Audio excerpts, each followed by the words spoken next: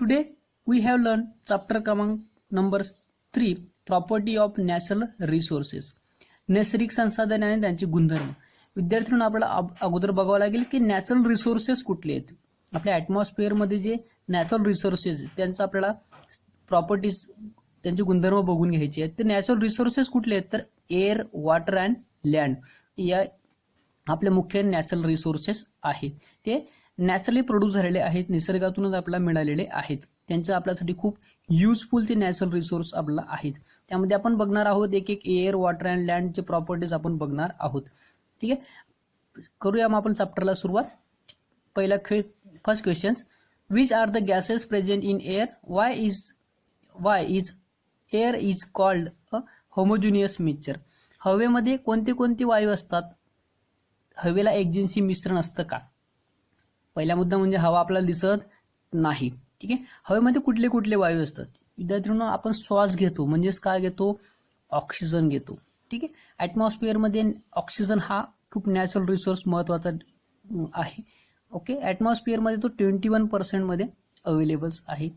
त्यानंतर नायट्रोजन देखील ॲटमॉस्फिअरमध्ये एअर स्वरूपात असतो, तो 78%. आपण हे 6th स्टँडर्डमध्ये अभ्यासलेला आहोत. 78% असतो. त्यानंतर कार्बन डायऑक्साईड जो श्वास घेतल्यानंतर आपण बाहेर सोडतो, तो पण ॲटमॉस्फिअरमध्ये अवेलेबल असतो. ओके, त्याचं पर्सेंटेज आहे 0.03%. ठीक आहे, असे हे 3 कंटेंट्स, याच्यापेक्षा भरपूर अजून नॅचरल कंटेंट्स ॲटमॉस्फिअरमध्ये एअर स्वरूपात अवेलेबल असतात. काही वॉटरच्या स्वरूपात अवेलेबल असतात किंवा काही लँडच्या स्वरूपात असतात. तर 78 आणि 21 आणि 0.3 99% काय असतात? एअरमध्ये वेगवेगळे कंटेन असतात आणि 1% मध्ये एअरमध्ये अदर कंटेन्स किंवा अदर एअर्स असतात. ठीक आहे, यांच्यामध्ये वेगवेगळेपणा आपल्याला जाणवतो. होमोजिनियस मिक्सचर्स आहेत. Second question, what are the use of the various gases in air? मग हवेमध्ये असलेले वेगवेगळे वायूंचे उपयोग काय? तर ऑक्सिजन हा श्वास घेण्यासाठी, नायट्रोजन हा वनस्पतींसाठी उपयुक्त असतं, कार्बन डायऑक्साईड हे वनस्पती शोषून घेतात. अजून काही मिथेन गॅस असेल, गोबर गॅस असेल, वेगवेगळे गॅसेस असतात की ज्यांचे नॅचरल रिसोर्स प्रोड्यूस केले जातात आणि त्यांची यूज आपला डेली लाईफमध्ये सुद्धा होत असतो, ह्युमनसाठी किंवा ॲनिमलसाठी. प्रॉपर्टीज ऑफ एअर, आपण पहिली प्रॉपर्टीज बघणार आहोत. Air, properties of air. आता हवेचे गुणधर्म आपण बघणार आहोत. Air is all around us. We cannot see in it the feel the presence of air. When we inhale, air is taken thoughts in this nose. If blow on over the thoughts our lips, we can feel the air. Okay, आपल्या सभोवताली हवा असली तरी आपल्या डोळ्यांना ती दिसत नाही, पण तिचं अस्तित्व आपल्याला जाणवतं. ठीक आहे, आपला म्हणजे खूप गरम व्हायला लागलं त्यावेळेस आपण काय लावतो? पंखा लावतो आणि आपल्याला त्यावेळेस हवा आपल्या शरीराला लागते, म्हणजे हवेची आपल्याला काय होते? जाणीव होत असते. ठीक आहे, मग ती तोंडाने तुम्ही जर फुंकली तेव्हा तुम्ही तुमचा फुंकलेल्या हवा जर तोंडासमोर हात धरला तर तुमचा हातावरती ती हवा जोराने आदळते, म्हणजेच तुम्हाला हवा आहे याची जाणीव होते. ठीक आहे, या चॅप्टरमध्ये सर्वात जास्त आपल्याला काय करायचं आहे? एक्सपेरिमेंट करायचे आहे, ट्राय दिस करायचे. तर मी काही एक्सपेरिमेंट वाचून दाखवेल, काही समजून देईल, त्यामध्ये तुम्हाला काही कन्सेप्ट असतील ती क्लिअर करून देईल. जो हा पूर्ण पॅसेज आहे तो तुम्हाला रीड पण करावा लागेल. ठीक आहे, चॅप्टर पूर्ण संपल्यानंतर किंवा जो पॅसेज शिकवलाय तो तुम्हाला कंटिन्यू व्हिडिओ ऐकून झाल्यानंतर रीड करायचा आहे आणि उद्या जो अभ्यासणार आहोत त्याचं देखील तुम्हाला रीड करायचं आहे. ठीक आहे, आपण ट्राय दिस मध्ये फक्त एक्सपेरिमेंट समजून घेणार आहोत. ठीक आहे, try this. Take a stick from a balloon or the paper or plastic straw till a thread it and the center and hang it so that it the remain horizontal. T, 2 rubber ball on the same size at this the two end the streak. C, it that the streak remain the horizontal. Now remove one balloon, inflate it and it did the again at the original positions. Does the streak remain the horizontal? The streak goes down on the side of the inflated balloon. This means that air has the weight air is a mixtures of gases, therefore like all others matter it has the mass and weight. ठीक आहे, या एक्सपेरिमेंटमधून आपल्याला मास आणि weight समजून घ्यायचं आहे. बघूया experiment काय आहे.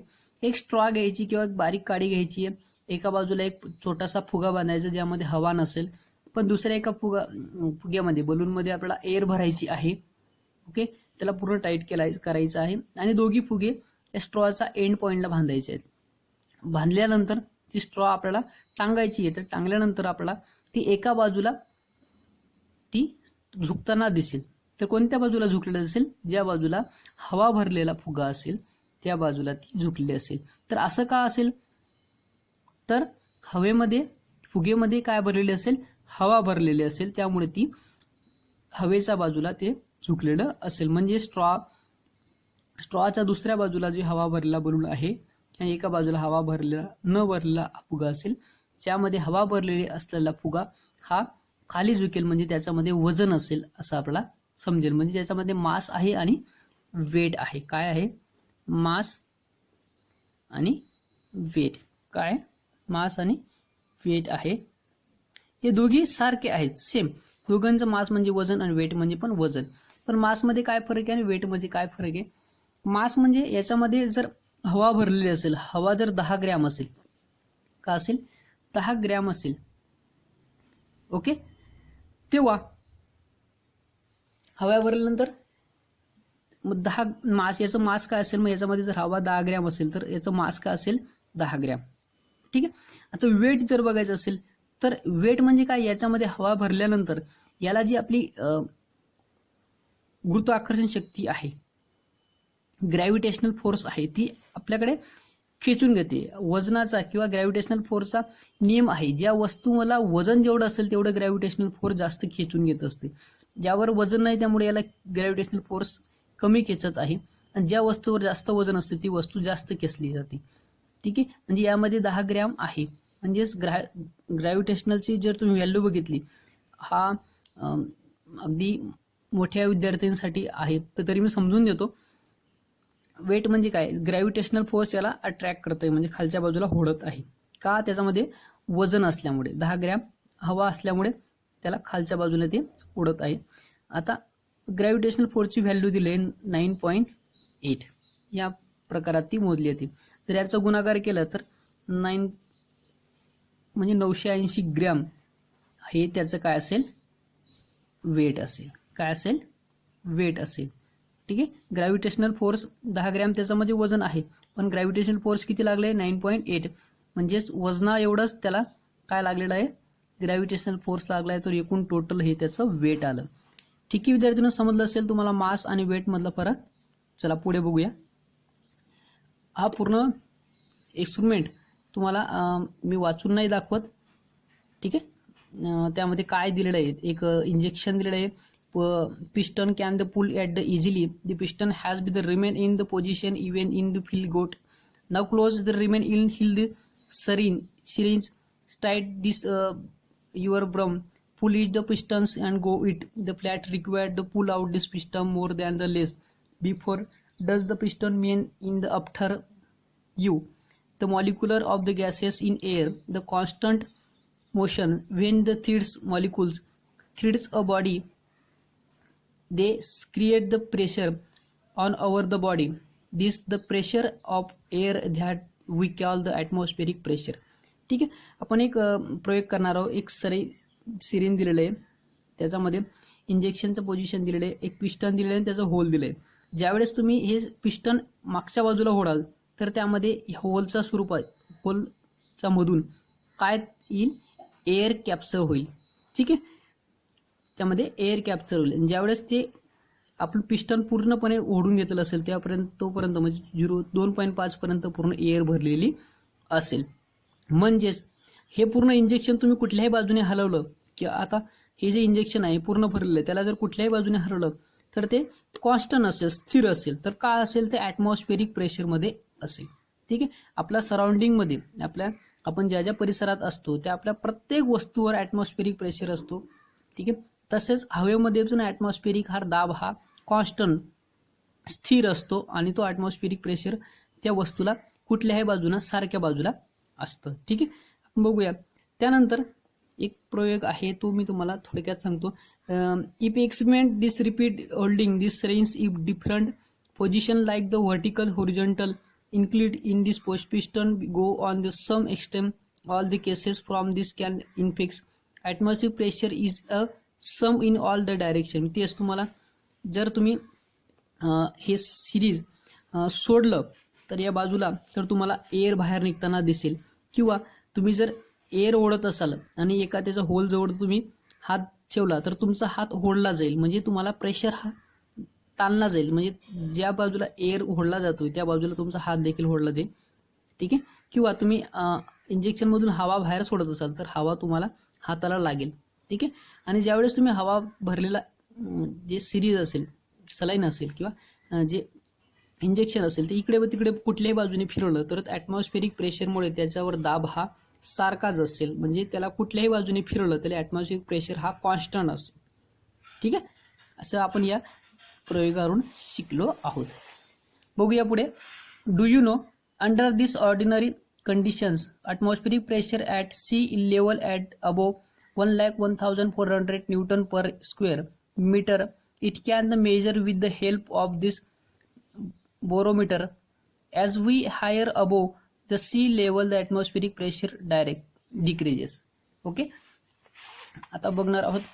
सामान्यपणे स्थिती समुद्र सपाटीपासून वातावरणाचा दाब मोजण्यासाठी न्यूटनचं एक एकक आहे. ती 1,01,400 न्यूटन पर प्रति चौरस मीटर इतका असतो. हे वायू दाबाकाने हा मोजला जातो. वातावरणाचा दाब समुद्र सपाटीपासून जसं जसं उंच होत जातो तसं आपलं हे वातावरणाचा दाब कमी होत जातो, म्हणजेच आपल्याला ते खाली खेचत नाही. म्हणजे विमान जर आकाशात खूप वरती उडायला लागलं तर त्याची वेट कमी होऊन जातं, त्याला प्रेशर कमी लागतो. पण जर समुद्र सपाटीपासून थोडं जवळ असेल तर ते त्याला हवेचा प्रेशर दाबत असतं.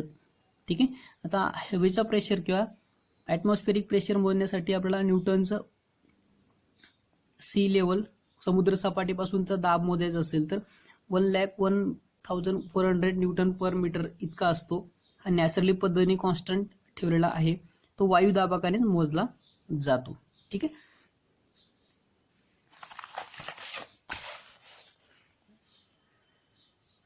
बघूया. A little fun place a pieces of the cardboard on the mouth the of a glass filled the completely with the water holding in this cardboard firmly in this place with one hand inward in the glass. Quickly take your hand away from the cardboard. What do you see? मग पाण्याने पूर्ण भरलेल्या पेल्याच्या तोंडावर पुठ्ठ्याचा तुकडा बसवा आणि पुठ्ठ्याला हाताने आधार देऊन पेला झटका, उलट करा व हाताचा आधार काढून काय लक्षात येते.